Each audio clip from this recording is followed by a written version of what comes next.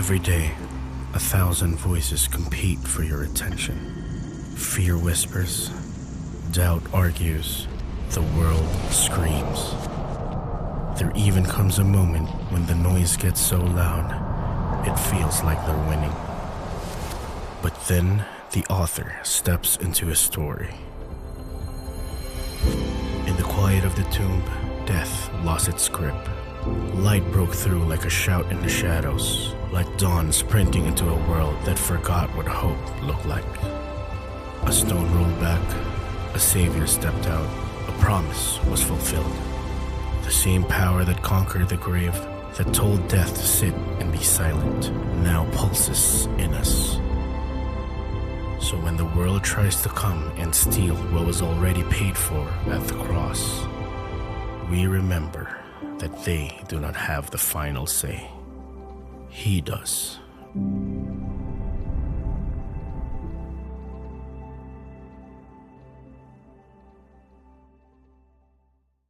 Welcome po sa bawat isa. Pwede bang batiin nung katabi mo, sabihin mo, ah, magandang umaga.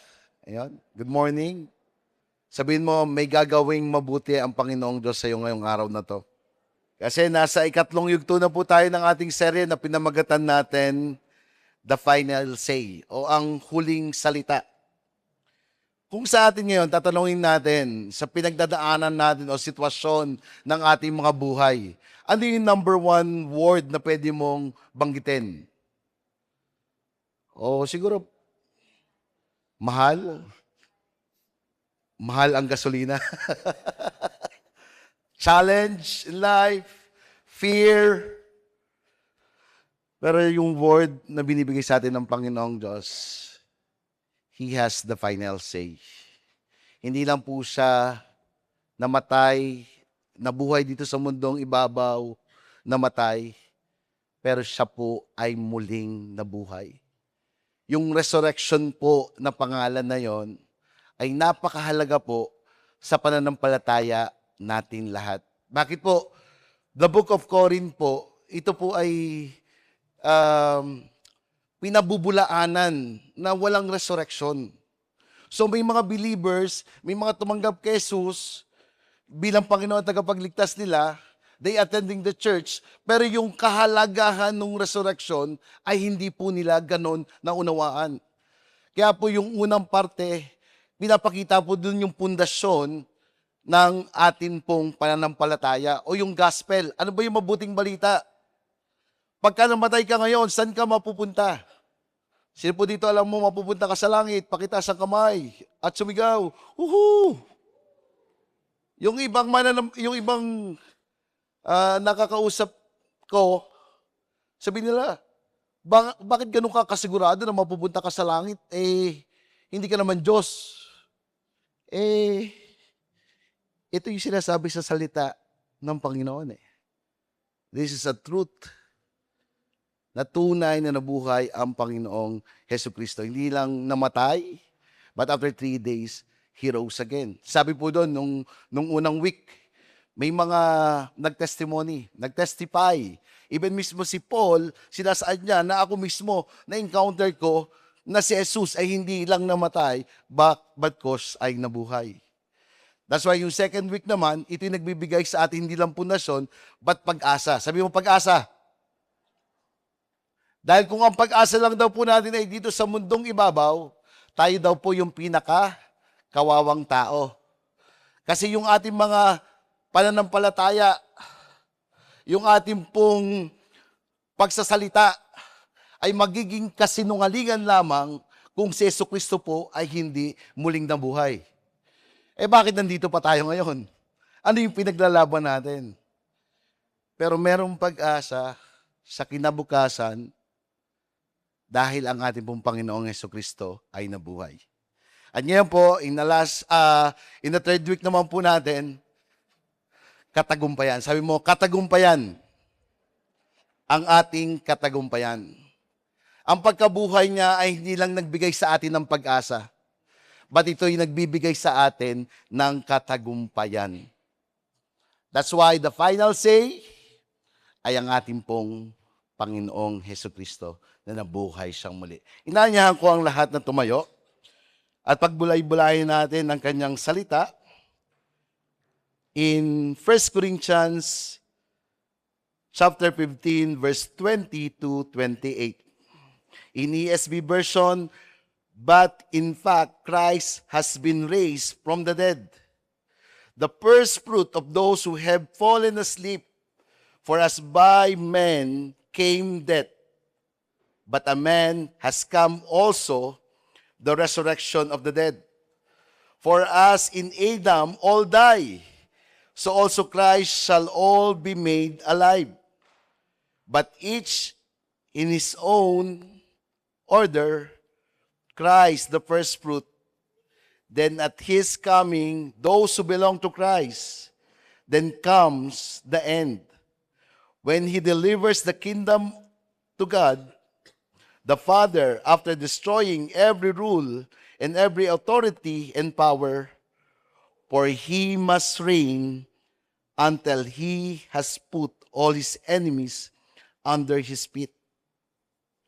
The last enemy to be destroyed is death, for God has put all things in the subjection under his feet. But when it says all things are put in subjection, it is plain that he accepted who put all things in subjection under him. When all things are subjected to him, then the Son himself will also be subjected to him who put all things in subjection under him, that God may be all in all. Let us pray. Lord, we pray na ikaw ang Diyos na maghari sa aming mga buhay, sa aming sitwasyon, sa aming pinagdadaanan, sa aming kaisipan, sa aming mga puso. Ikaw ang maghari sa lahat-lahat. We entrust to you all. Remove, Lord, yung aming puso na laging meron kaming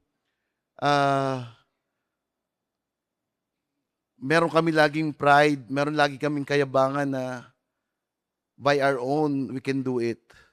But Lord, help us to be dependent in all to you.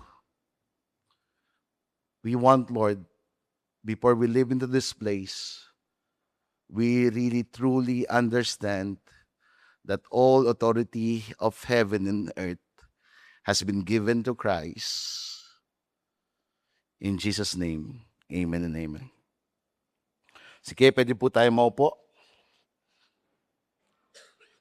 Sabi ko nga po, we live in the world where loud voices na sinasabi, sickness. Sino dito, pagka Kristiyano tayo, may Diyos tayo, pero pagka pumasok na yung sakit na pinag-uusapan, natatakot ka na. Meron ba? O ako lang. Tanda ko na nung COVID. Sino dito yung may time na COVID? Ay, labas ako ng labas nun.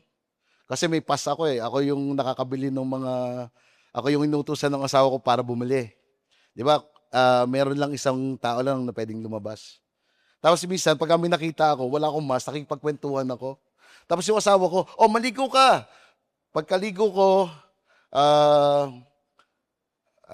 pwede na wala akong sumama sa kanila. Parang gano'n. Tapos one time, nag-exercise ako kasi uso nun exercise. May makikita ka nun na sa mga Facebook nun, pwede kang mag-exercise. Exercise ako. Tapos maya, kinabukasan, yung ganito ko sumasakit. Sabi ko, ay hindi. Baka nung exercise lang ako. Pero nung nakarinig na ako, sabi na sa ay nako, wag kang diyan ka lang sa kwarto, maglagay ka ng face mask. Ay ako naman sumunod ako, nasa kwarto lang ako, naka-face mask ako. Alam mo yun, yung takot mo na alam mo na parang back pain lang, nag-face mask ako, hanggang mag-face mask ako, to the point na sabi naman niya, magpa-check up ka na, punta ako ng ospital, Sinuksok yung ganito ko, ang sakit pa na. No? Alam mo yung takot na takot ka, pero nung lumabas yung resulta, andun yung relief mo. Ah, negative ako. When we talk about sickness, utang, o yung mga past failure natin, pwede nating marinig na salita, tapos na, wala na. Tama ba? Pero ngayon, we will stand na alam natin na tanging ang ating Panginoong Diyos ang may final say. Yung kanya pong katagumpayan ay hindi lang po ito katagumpayan na maybe or baka sakali. But ito pong kanya pong katagumpayan na sinasabi of victory, it is the reality that is established by the resurrection. Yung kanya pong kasiguraduhan na katagumpayan o yung victory over sin, death, and our situation in life, meron po itong kasiguraduhan. So, to understand yung victory over sin, death, kailangan po nating basahin yung 1 Corinthians chapter 15, verse 21. For as by men came death, by a man has came also to the resurrection of the dead. For as in Adam all die, so also in Christ all be made alive. Una po nating makikita po dito na meron pong problema. Bago po natin maunawaan yung katagumpayan of resurrection, dito po sinasaad na dahil kay Adan, meron po tayong naging problema. At ito po yung legacy ni Adam. Adam was our first representative. When Adam failed in the garden, his defeat became our inheritance. Yung kasalanan po na nangyari kay Adan, ito po yung minana nating lahat. Kaya po, ipinanganak pa lang po tayo, kung tayo po ay tao, tayo po ay fall short to the glory of God already. This is why we face the Adam effect. Meron tayong intellectual pride, moral chaos, and the feeling that we are just surviving in that sentence. Yung bata pa lang, kahit hindi mo turuan magkasalanan, nagkakameron ng kasalanan. Tayo, gusto po natin bumait, pero di nating magawa. Sinta naman tayo, di ba? Sino dito gusto mong bumait? Gusto kong bumait, pero di ko magawa. Lahat naman ng tao, pagkain mo, gustong bumait. Pero because it is an inherited sin, nakuha po natin yon, lahat po tayo may kasalanan. So all have fall short to the glory of God. And it's because of the inherited sin na meron po tayo. Death came into the world. Nang dahil po kay Adan, yung kamatayan ay dumating po sa mundo. Di ba?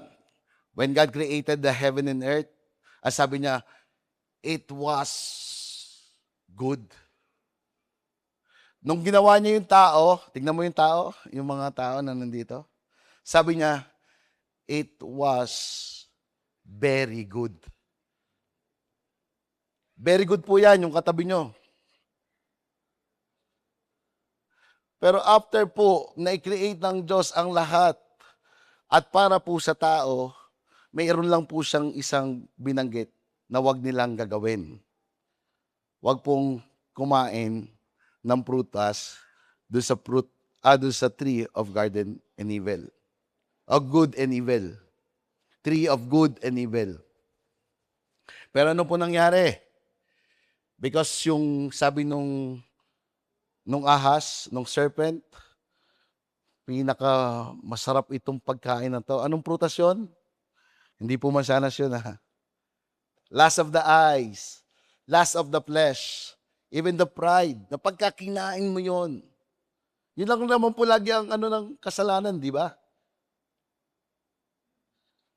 So when they eat that, doon na po nagkamaroon disqualification, kaya po napalabas po sila doon sa Garden of Eden. Hindi po pwedeng pagsamahin ang kasalanan at ang kaluwalhatian ng Panginoong Diyos o ang kabanalan. So death came into the world.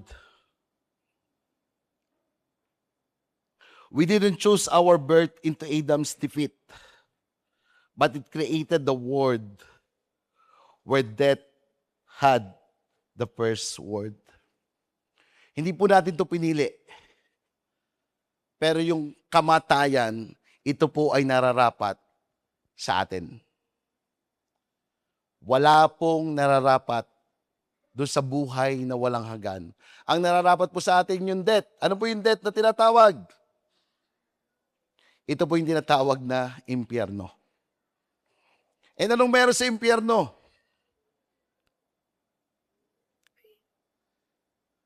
There's a lake of fire that every one of us ay doon nararapat. Romans 6:23, for the wages of sin is death.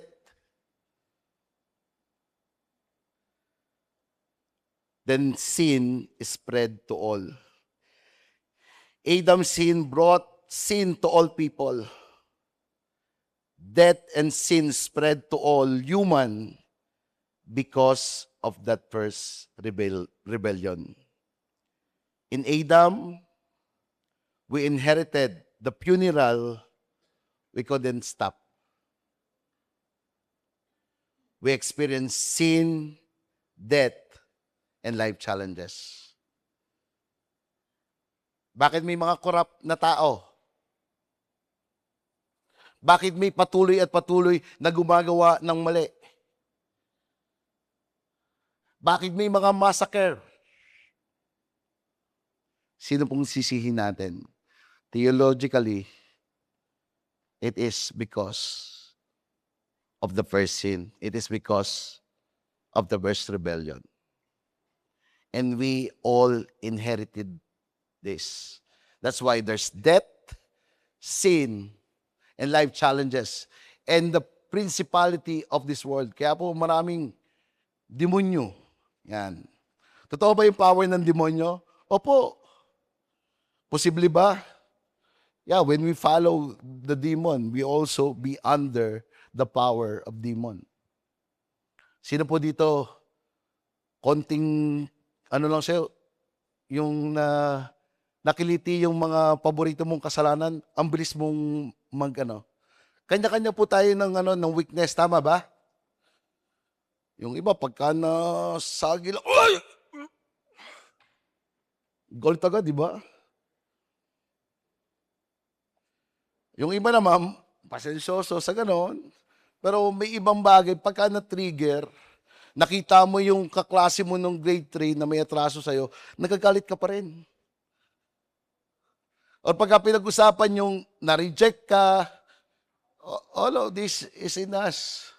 Some of us, addiction. Pagka nakakita ng ako dati pagka nakakita po ako ng alak, talagang yung ganito ko, alam mo yun, parang iinom ka ng maga hanggang tanghali, antok ka na dahil lasing ka. Pagkagising mo, alak na naman. And it's the cycle of life. Bilang, kumbaga yun yung cycle mo nung hindi ka pa Kristiyano. And now you become a Christian, it's a challenge.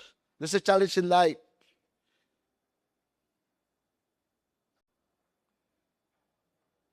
And bakit meron?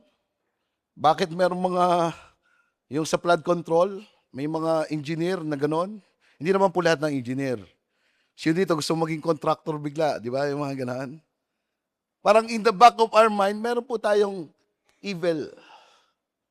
And it's because we inherited to Adam.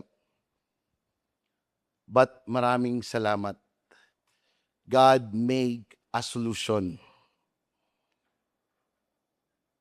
And the first fruit guaranteed it.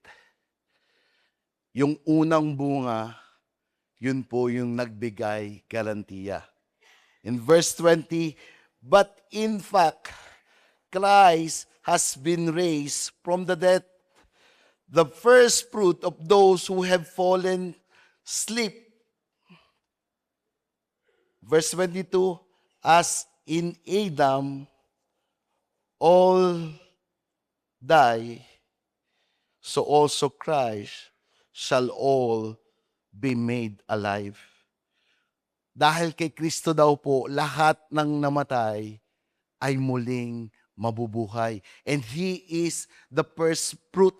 Siya po yung unang bunga. Siya po ang unang nabuhay. Siya po ang kauna-unahang namatay at nabuhay magpakailanman.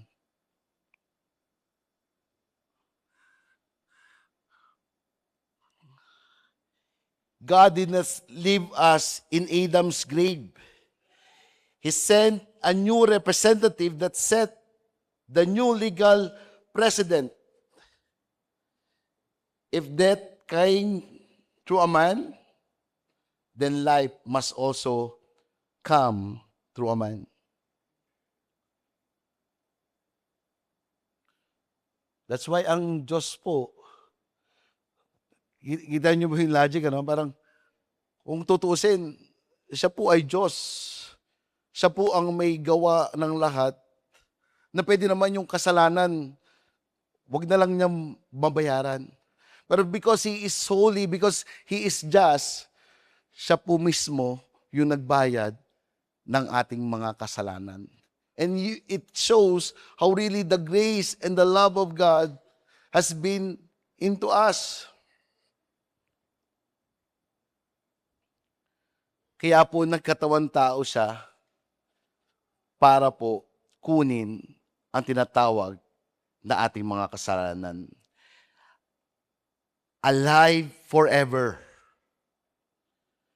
Christ was the first to rise from the dead and never die again. He is alive forevermore. Last week, nagkano po tayo, nag-service po na tayo ay Saturday. Bakit? Kasi buhusan. Bakit ang lukmanin ay lagi may buhusan? Kasi naniniwala sila na it's time to celebrate dahil namuhay na muli ang Panginoong Diyos. Palakpakan po tayo. At next year, mamamatay uli si Jesus. Tandaan yun? Uy, bawal magano ha, bawal maligo kasi patay ang Diyos. Ayaw mo lang talagang maligo, ginawa mo pang dahilan, di ba? Huwag kang masusugatan, pagka nasugatan ka, talagang hindi yan gagaling kasi patay ang Diyos. Sino nagsabi na mamamatay muli ang Diyos? Yung ginawa niya po ay historically, theologically, na sinasaad na hindi na muli po siyang mamamatay. He lived forevermore. And bakit po siya yon? Bakit siya po ay muling nabuhay? Ito po'y pinapakita sa mga mananampalataya. Sino po dito nananampalataya kay Kristo? Na siya po ay namatay, siya po ay ipinanganak, namatay, at nabuhay muli. It's just like a forerunner na ipinapakita, even the ascending of Jesus, kita po ng mga disipulo na si Jesus ay pupunta po doon sa tinatawag na langit. At ito po'y pagpapakita na siya po yung nauna at ang mga mananampalataya ay kasunod.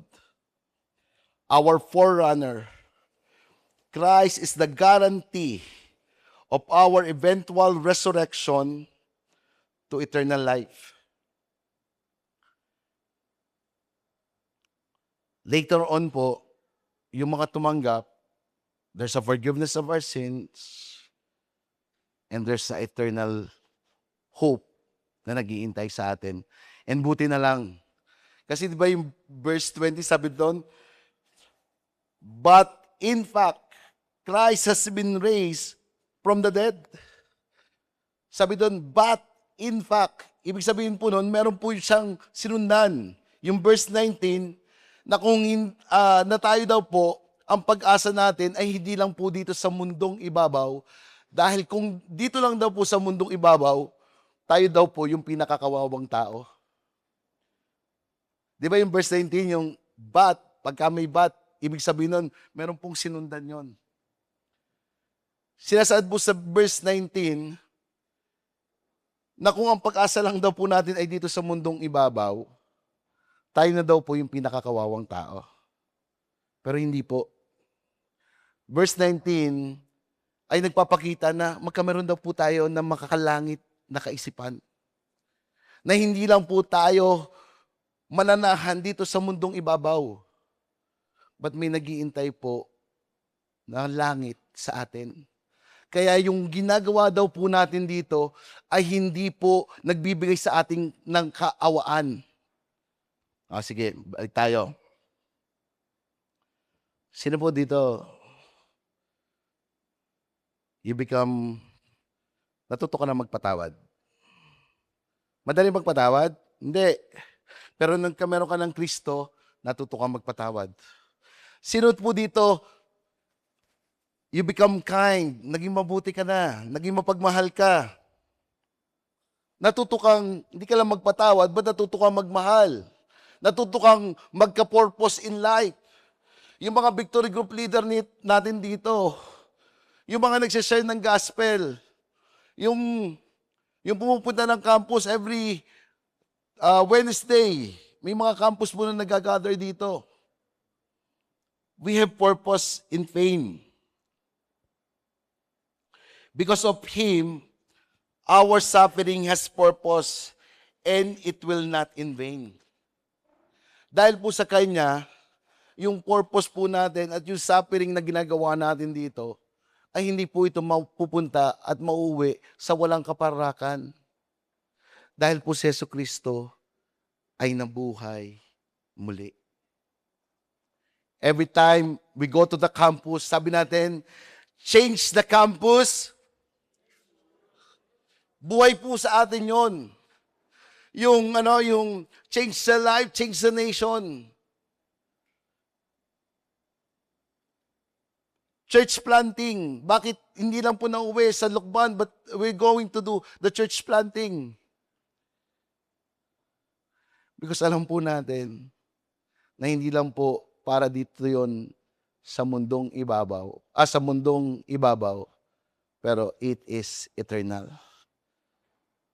Yung sacrifice, yung ginagawa po natin, ay hindi po mapupunta sa walang kaparakan. Not only eternal, but also in us, there's truly a change happening. Tama ba? Lagi kong kinikwento yung GoCon. Kasi it's our first time na magkasama-sama kami sa ganong conference, yung 3 ko pong anak. Alam mo yung panganay ko talagang nakataas ang kamay, nag-worship. Tapos sincere that he worshiping the Lord. Tapos yung dalawa, andun nagkukulitan lang. Tapos alam mo na nataas yung kamay kay Lord. Alam mo may Ako, it's a teary eye for me. Na what I'm standing for the Lord ay hindi mauwi sa kawalang kaparakan. They are blessed because as early as them, nagkameron na po silang relasyon sa Diyos. And this is what we are sharing to others, the gospel of Jesus that brings hope. That truly there's a transformation. Hindi na po ako lalayo. Tingnan nyo na lang po yung buhay nyo. Not only eternal, but also here in heaven, we benefit. We are benefiting in all because of the solution of God did. He resurrected in heaven. Because the head has risen, the body cannot remain in the grave. Death is one of the biggest fear we have. Kung titingnan po, yung kamatayan, ito po ang pinakang kinakatakutan ng hindi mananampalataya. At realidad po na ito ang haharapin ng lahat. At ano po yung nagko-comfort sa atin? Jesus is victorious over death. Hindi lang po siya nag-remain na matay, bagkus po ay siya ay nabuhay. Napagtagumpayan niya po yung tinatawag na kasalanan at yung tinatawag na kamatayan. Nung binuksan po yung libingan, binuksan ba siya o nabuksan siya? Nabuksan. Pagpunta ng mga babae, nakita nila andon si Kristo. Sabi ng mga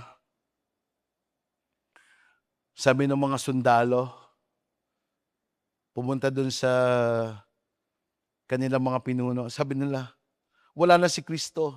Nabuhay siyang muli. Ano sabi ng mga pinuno nila doon? Sabihin nyo na si Kristo ay ninakaw. At nagbigay ng mga maraming kabulaanan para hindi mapatunayan na si Kristo ay muling nabuhay. Bakit? It will affect also yung kanilang pamumuno. Kasi tatakot sila na pwedeng mag-overtake yung mga mananampalataya ni Kristo. Pero andun na pinabubulaanan. But for us, hindi lang po yun. What He did on the cross is not only para po dito sa mundong ibabaw, but also there's an eternal life waiting for those who believe in the resurrection. This means that death is not the end. Death does not have the final say. This is not about the physical death, but eternal death. Eternal death, condemnation, and consequences of sin in eternity will no longer be the reality for those who have put their faith in Christ. Wala na po yung takot sa kamatayan. Ano po sabi ni Pablo? For me, to live is Christ, and to die is gain. Para sa akin, ang mabuhay ay kay Kristo at ang mamatay ay isang malaking katagumpayan.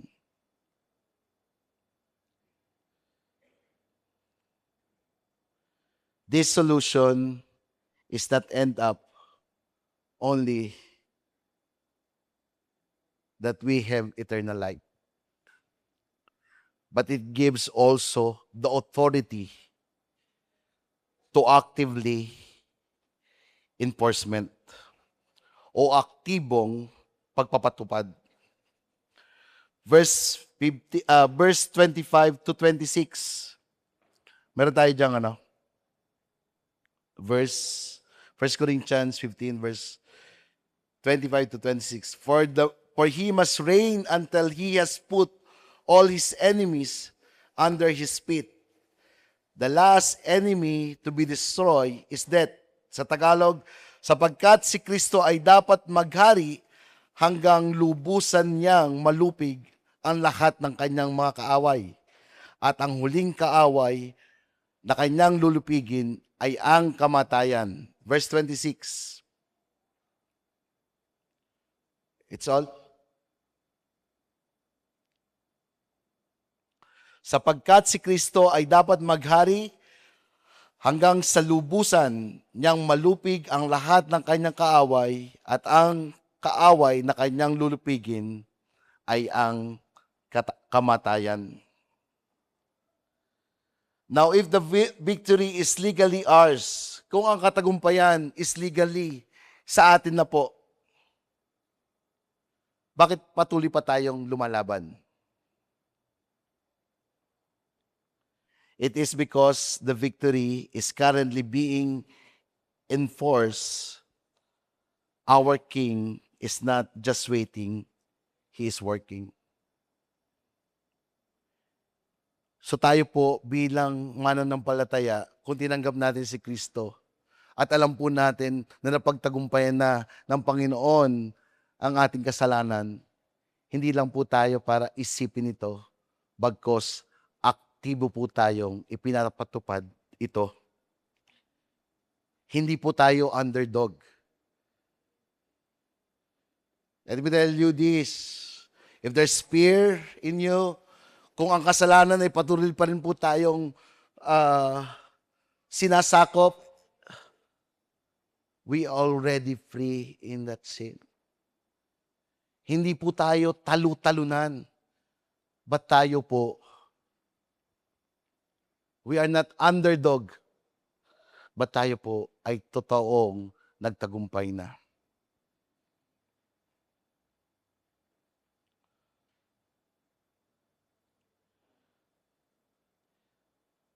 Hindi rin po tayo nakatigil lamang. But we are conquering. Patuloy at patuloy po tayong nananakop. We continually advancing God's kingdom.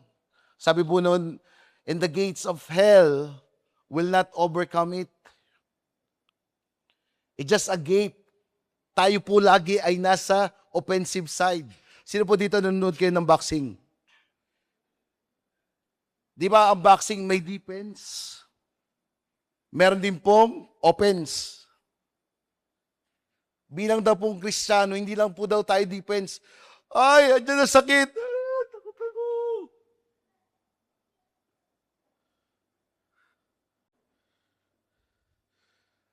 Ay, yung future ko. Iniisip mo na kung sino mapapangasawa mo, anong kakainin mo, saan kayo titira.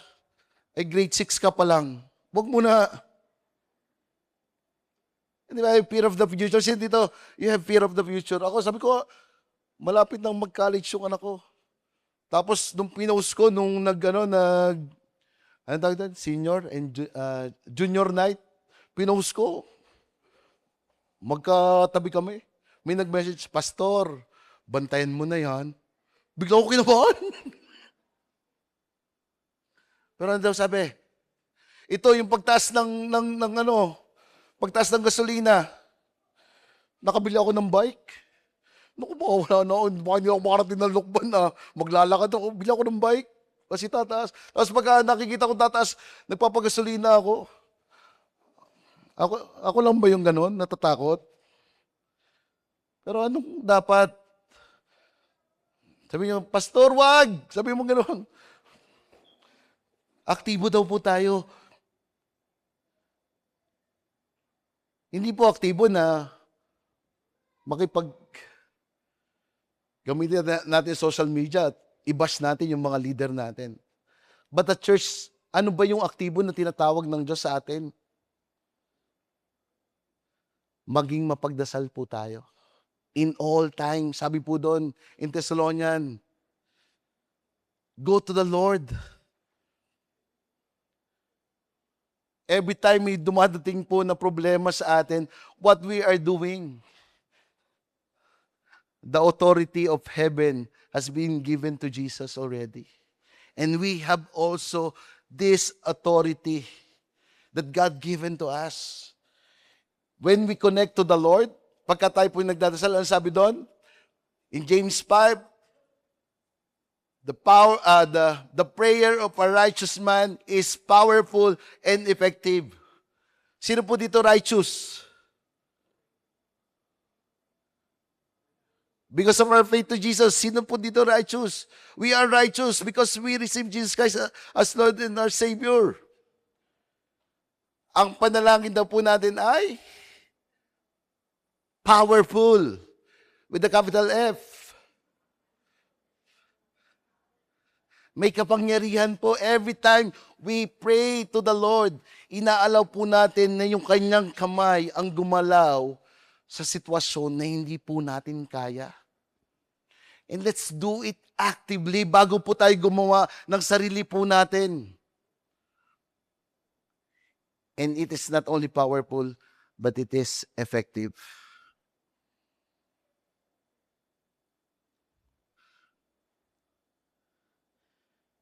God given us authority na hindi lang po puro depensa.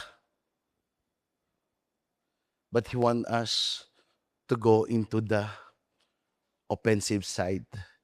Say nga, left, right. Yeah, isa lang. Ano lang. Yung tulog, umano muna, magunat-unat. Sige, tayo lang po kayo, tayo lang po tayo yan, isa lang. Ito ang gagawin natin, ha? Left, right.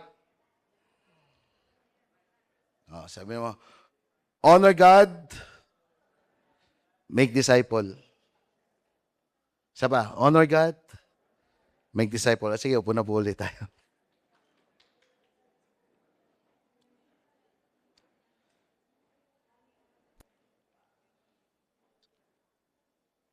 God give us the authority to forcefully advancing His kingdom. Hindi po perke may problema tayo, mananatili na po tayong tahimik. Hindi po. Natural po na meron po tayong problema. At isa po sa pangako ng Panginoong Diyos sa atin na tayo po ay lahat dadaan sa problema. Pagka naging Kristiyano ka ba, yung problema mawawala na? Ako hanggang ngayon, pinagdadasal ko, Lord, pagising ko sa umaga, iba nang makita akong itsura. Joke lang po yon. Pero may problema pa rin po tayo. Pero, what do I mean? Hindi na po maalis yung fact na ginawa po ng Panginoong Diyos. Because of His resurrection, we overcome sin, death, and the principality in this world. Yes, maybe we are facing, but we already overcome. He already won the victory. We are not fighting for victory. We are fighting from victory that Jesus actively enforcing today. Hindi po tayo lumalaban, hindi po tayo nagme-make disciple, hindi po tayo nagpapakabuti para po magtagumpay tayo. Pero lumalaban po tayo dahil tayo po ay nagtagumpay na. It is already, but not yet. Already, Jesus overcome the sin na meron po tayo. Sino po dito, you understand that if the Son set us free, we will be free indeed. Sabi ko nga po, yung kasalanan pa naman po ay andun pa rin. Hindi pa rin po nawawala, tama ba? It is a possible ba na nandito tayo ngayon, we enjoy worshiping and loving God, pero there's a tendency ba na pwede tayong ma-fall? Go back to our sinful nature? Yes, there's a possibility. That's why we need to be actively understanding that we fight not because we want the victory, but we fight from the victory. It is already in us.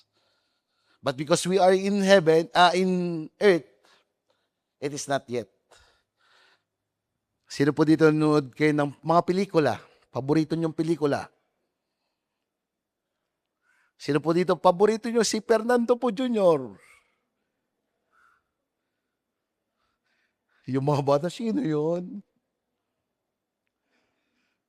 Sino dito? Kilala niyo si Cardo Dalisay? Napansin niyo ba si Cardo Dalisay? Ang haba ng serye, laging kawawa sa una. Pero darating yung huli, panalo pa rin.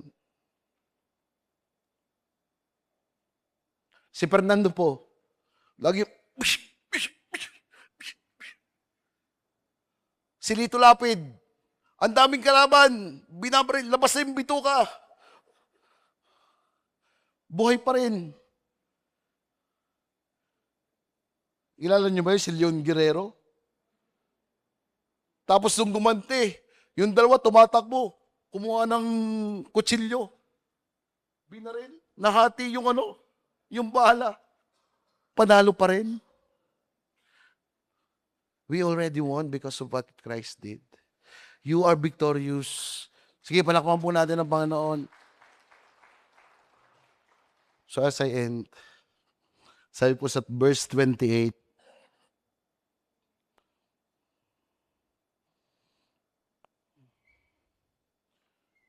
when all things are subjected to Him, then the Son Himself will also be subjected to Him who put all things in subjection under Him, that God may be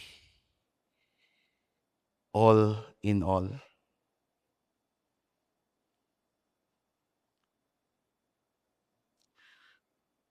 Christ's resurrection secure our victory and establish our authority.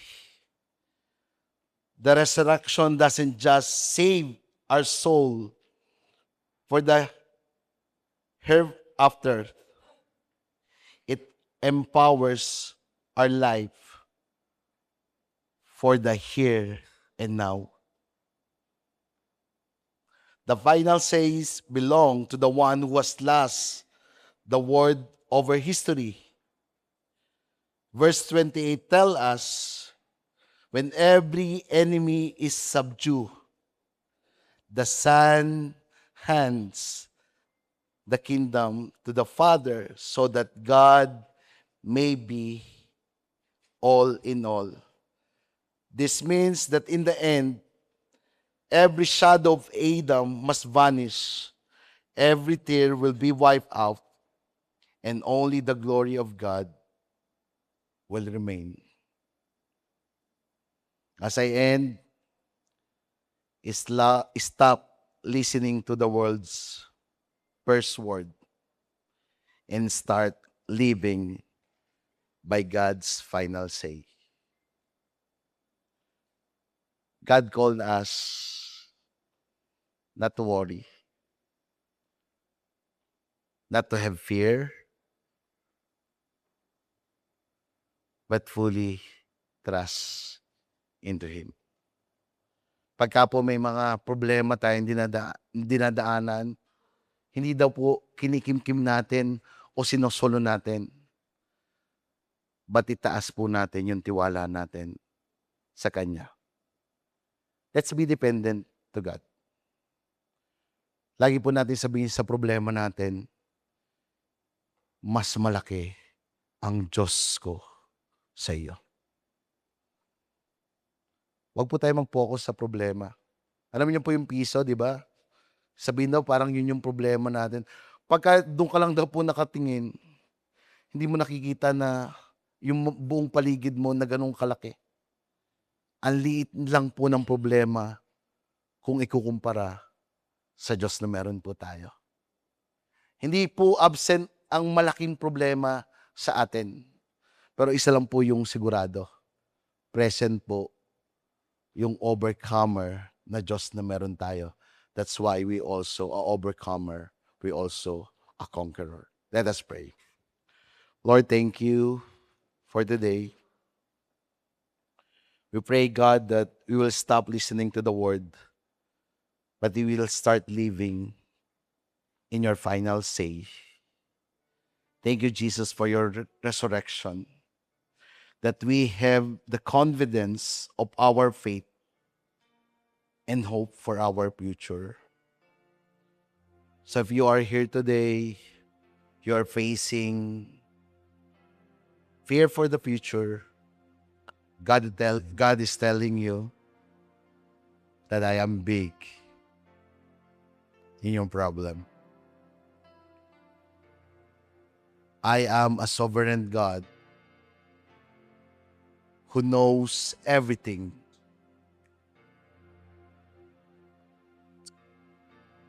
Don't listen to the voice of the enemy. I believe some of us here, we are in a situation na pag nasanggi, nadagit yung bagay na iniingatan natin. O yung pinag-aalala natin, andun yung laging point na lumayo tayo sa Diyos. But today, God is telling us, tanggalin mo yung pananampalataya mo na ganyan. Tanggalin mo yung pananampalataya mo na kaya ko to, tatayo ako ng solo. Bagkos sinuturuan ka ng Panginoong Diyos, maniwala ka sa kakayanan ko bilang iyong Ama.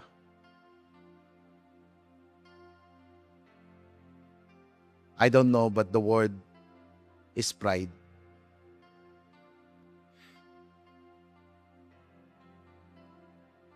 Itong pride na to, it costs a lot para mag-follow ka sa Kanya. But instead the pride, God is telling you, surrender to me. If you're that person, God is giving you the grace and allowing you to understand His love. Don't run, my son, my daughter. Nakikita ng Diyos na pagod ka na, kalalayo sa Kanya. But now you are in the point that God is embracing you, telling you, and giving you the understanding that His love is enough. His power is enough. So surrender all to me. Maybe it's a sin, or maybe it's a feeling,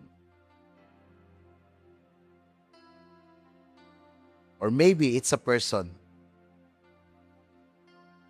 But God give you the grace. Give it to me. And I am the one who will take care of you. May I pray for you. Lord, thank you for everybody, Lord, na sinasabi mo na mag-surrender. And I believe today that your grace is enough. You have the power that they will overcome the situation that they have. All the circumstances that they are facing today that keeps them bothered, that keeps them make them anxiety, make them depression. But Lord, thank you, because you already won the victory in us. So you, my son, my daughter, you are an overcomer. You are an overcomer, and you are overcoming. Receive this word, that in every circumstances, in times na nangangailangan ka, ipapaalala sa iyo muli ng Panginoong Diyos na pagtagumpayan ko na ang kamatayan at ang kasalanan. So ang problema mo ay mapagtatagumpayan mo rin. Lord, thank you. We live up everything to you. In Jesus' name. Can you all stand up? Let's worship the Lord.